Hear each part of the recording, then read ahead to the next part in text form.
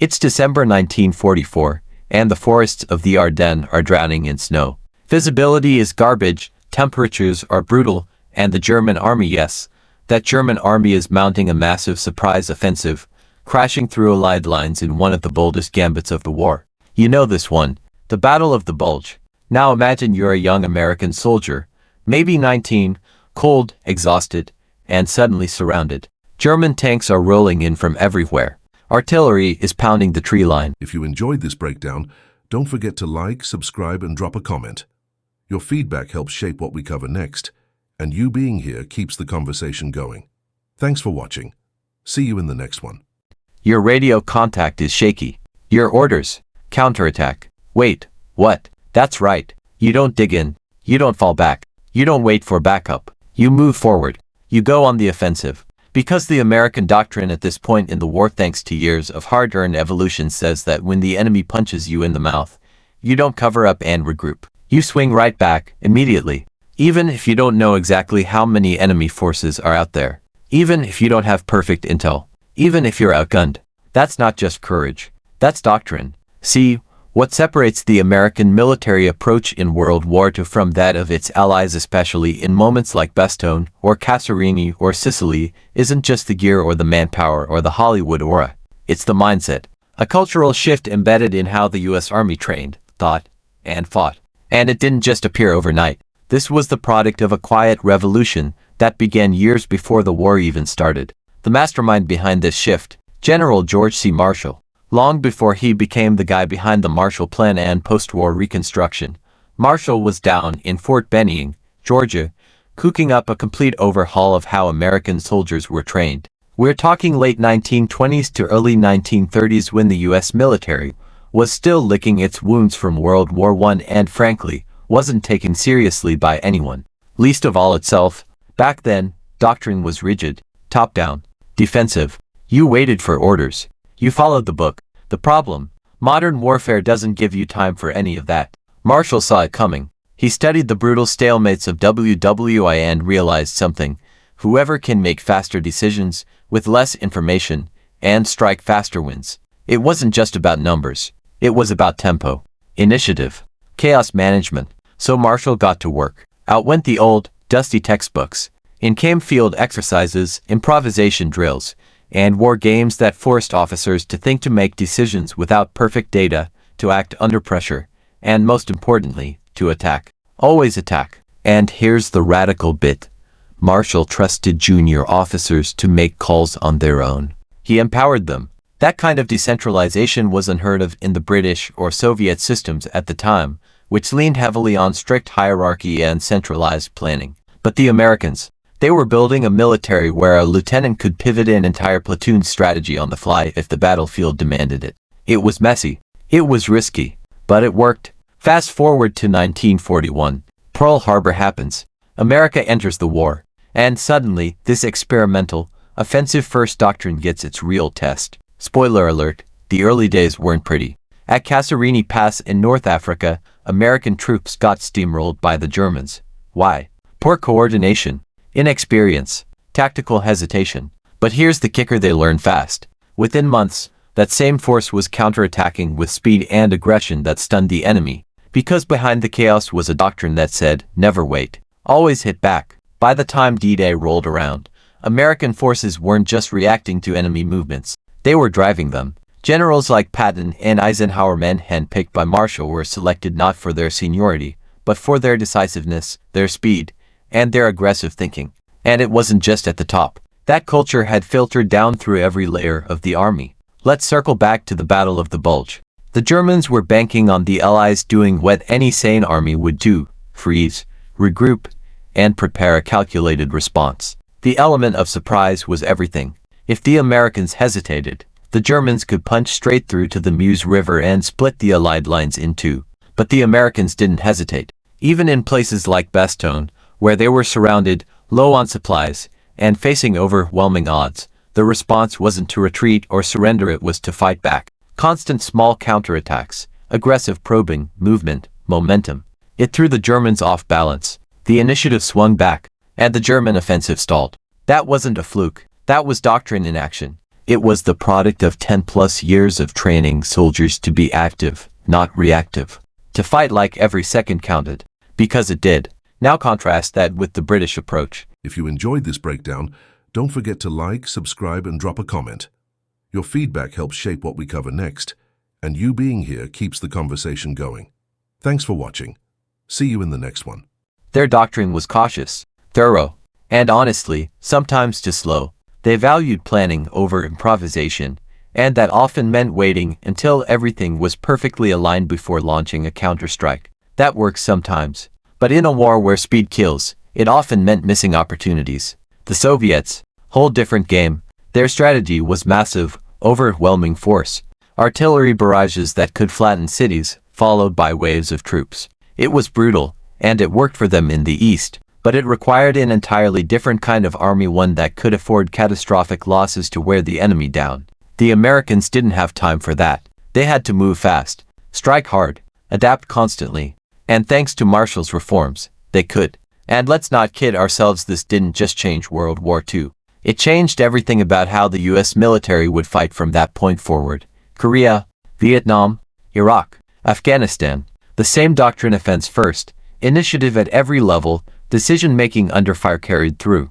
It's embedded in the US military's DNA now. Whether it's Marines landing on a beach, special forces clearing a compound, or a drone operator acting on intel in real time, the core principle remains: act fast, hit hard, adapt always. And yeah, it all started with a bunch of muddy exercises in Fort Benning and a general who believed soldiers were smart enough to think for themselves. The best part, it didn't come from some billion-dollar defense contractor or flashy technology. It came from doctrine, from mindset, from culture. Because war, despite all the gear, the planes, the tanks, is still about people. People making calls under pressure. People moving before the enemy does. People who've been trained not just to fight, but to think while fighting. And when the bullets start flying, that's what makes the difference. So next time you hear someone say American troops just overwhelmed the enemy with numbers in World War II, tell them this: numbers helped, sure, but mindset won the war. Because when everyone else was taking cover, the Americans were already counterattacking. And that made all the difference. Stick around, because we're not done telling the stories of how smart doctrine and bold leadership shaped the world as we know it.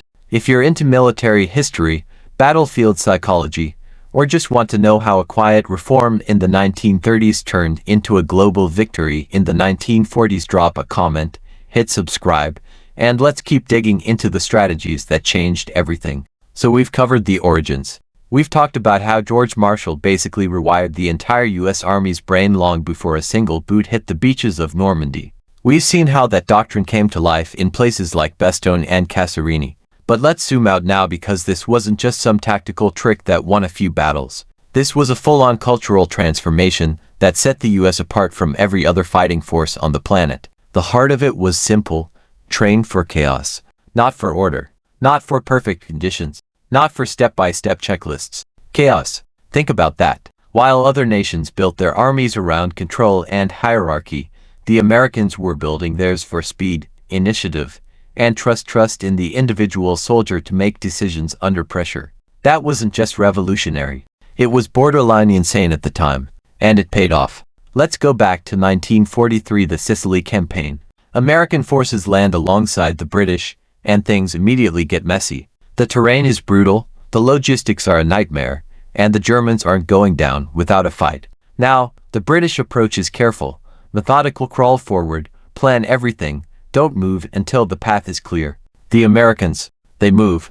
Period. Patton, who by this point is basically doctrine personified in sunglasses and a riding crop, pushes his men faster and farther than anyone thought possible. He doesn't wait. He doesn't ask. He drives straight to Palermo and then turns east toward Messina before the Germans can regroup. And here's the thing: it works. It works because his soldiers have been trained to keep moving, to take the initiative, to counterattack before the enemy even finished their thought. That's what the doctrine was all about: keeping the enemy on the back foot, making them react to you. This wasn't just some macho attitude, it was operational art. You force the enemy into constant decision-making under stress. You deny them time. And if you can keep doing that long enough, you break them. Now let's flip it. Imagine if the Americans had adopted a more cautious doctrine, one that told junior officers to wait for orders, to dig in, to avoid unnecessary risks, the entire war might have unfolded differently. Because in those moments when things went sideways, and trust me, they always go sideways, the ability to act fast made the difference between victory and disaster. Let's talk about one of the wildest examples of that, the Hurricane Forest. It's late 1944. The Americans are pushing through a dense, nightmarish stretch of forest on the German border. It's cold, wet, filled with landmines and snipers. The terrain is so bad that tanks are useless. Communications constantly break down. It's the kind of environment where doctrine either saves you or buries you. What happened? Well, it was a bloodbath. A long, grinding mess that cost tens of thousands of lives. But even here, the doctrine of initiative mattered. Units that survived longest were the ones whose officers trusted their instincts, who didn't wait for perfect orders, who moved when they had an opening, who made decisions even when everything around them screamed, wait. Because that was the essence of what Marshall had drilled into the army. When in doubt, do something. Move. Counterattack. Seize the tempo. You see it again in the drive across France. After breaking out of Normandy in Operation Cobra, American forces didn't pause to congratulate themselves. They bolted. The German army barely had time to regroup. Towns fell in days. Supply lines were stretched to the point of absurdity, but still they moved, because doctrine had trained them to see speed as a weapon. And speed, when used right, is devastating. Let's pause for a second and reflect. This entire strategy was built on one crucial, risky assumption that the people at the bottom, the lieutenants, the corporals, the privates, could be trusted to think, that they wouldn't freeze, that they could adapt. The Americans were betting on flexibility. But flexibility only works if you prepare for it. And this is where Marshall's genius really comes into focus. He didn't just rewrite doctrine, he rewired the entire training pipeline to make that doctrine possible. Field exercises weren't just training, they were stress tests. Officers were dropped into simulated chaos, told to respond with limited resources, bad information, and real-time consequences. You messed up. Everyone knew. You hesitated. You got replaced. It was brutal, but it built exactly the kind of leaders the doctrine needed. And the biggest of those training grounds, the Louisiana maneuvers. This was a full-scale mock war, involving hundreds of thousands of troops. A dress rehearsal for global conflict. And the takeaway was clear. The side that moved faster won. Not the side with the most tanks. Not the side with the best maps. The side that could react, adapt, and act under fire. That became the American edge. Now fast forward past the war. The doctrine didn't get boxed up and put in a museum. It evolved. It shaped Korea, where Marines landed at Incheon in one of the boldest amphibious assaults ever attempted. It shaped Vietnam, where small unit initiative was often the only thing keeping soldiers alive in dense jungle warfare. It shaped modern conflict in Iraq and Afghanistan, where decentralized decision-making and split-second choices became the norm. And yet here's the twist, it's not just about war. Marshall's doctrine has seeped into broader American military culture, leadership development, crisis response, even how generals are selected. The U.S. military doesn't just want people who follow rules. It wants people who understand when to break them and why. Because war is chaos, and in chaos, hesitation kills. That's the legacy. That's why Americans counterattacked while others ducked for cover. Not because they were reckless, not because they didn't care about casualties, but because they were trained to keep the enemy guessing, trained to never give up the tempo, trained to move. It's what turned near disasters into legendary victories. It's what turned green soldiers into battlefield leaders. It's what turned a patchwork force in 1939 into the world's most formidable army by 1944. And it all started with a handful of radical ideas in Fort Benning. So next time you're watching some war movie and you see American troops charging into the breach while everything's blowing up around them, yeah, it looks wild. It looks insane. But there's doctrine behind it. Years of training. A cultural decision that said, we will be the ones who act, not wait. That's the difference. And you can trace almost every thread of that transformation doctrine, leadership, training, mindset back to one decision. Don't wait to be hit. Hit first, hit fast, and if you are hit back harder. Immediately. That's not just bravado. That's doctrine. And it works because it's built into the bones of the system. Let's talk about something a little less flashy than a counterattack but just as vital, intent. If you're trained under a doctrine like Marshall's, you don't just memorize orders, you're trained to understand the intent behind those orders. The why, not just the what. So when communications go down, or things fall apart on the battlefield and you don't freeze. You don't wait for someone higher up to tell you what to do. You already know what the mission is supposed to achieve, and you act. That kind of thinking is what saved units in Bastogne. It's what allowed infantrymen in North Africa to reorganize under fire. It's what pushed the front lines forward in France even when the roads were clogged, the radios were jammed, and the maps were wrong. This wasn't just a theory on paper. It was a daily reality. The Americans trained to operate in what they called a fluid battlefield. That meant uncertainty. That meant initiative. That meant trusting your gut, your training, and your team more than the chain of command. Because let's be honest, by the time you got an order from HQ, the situation on the ground had already changed. This was unheard of in most other armies. The Germans, for all their early success, were notorious for their centralized, rigid planning. Their blitzkrieg tactics looked fast, but they relied heavily on plans working perfectly. Once things fell apart, their doctrine wasn't nearly as adaptable. Same with the Soviets. Once you broke their plan, it took a while to build momentum back up. But the Americans, they were taught to roll with it, to push forward even when the picture was messy, to improvise without falling apart. That's a special kind of resilience, and it came from being trained for chaos, not control. Now let's get into the human side. Because this doctrine wasn't just about tactics, it shaped the kind of people the military elevated. And if you want proof, just look at the rosters. Patton, Eisenhower, Bradley, Ridgway. These weren't the crusty old generals of World War I. They were younger, sharper, more aggressive. And most importantly, they'd all come through that Marshall pipeline. They'd trained under the new rules. They'd internalized the new mindset. And they brought it to every battlefield they touched. Marshall didn't just create a new doctrine, he curated a new generation of leaders to bring it to life. That leadership culture became one of the US military's greatest weapons.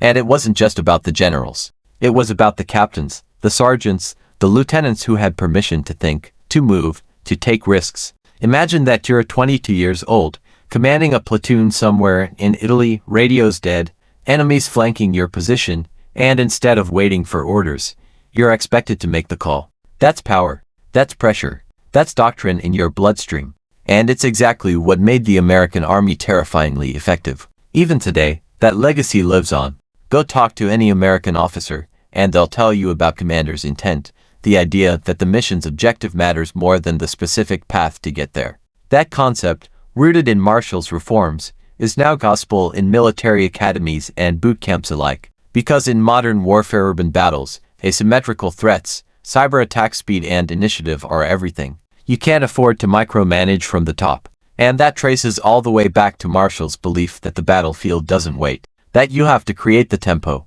Thanks so much for watching. If you made it all the way to the end, you're officially part of the small percentage of people who don't just click away, and that means a lot. Before you go, I'd love to hear from you. Drop a comment below and tell me your thoughts, your ideas, or even what you'd like to see next. I read every single one of them, and your feedback genuinely shapes the direction of this channel. If you enjoyed the video, tap that like button. It tells YouTube this content is worth sharing. And if you haven't already, hit subscribe and turn on notifications so you don't miss the next upload. We've got more exciting videos coming, and trust me, you'll want to be here for them. This channel is just getting started, and your support helps it grow faster than you realize. Thank you again for spending a part of your day here with me. Stay curious, stay motivated, and as always, take care of yourself. Until next time, I'll see you in the next video.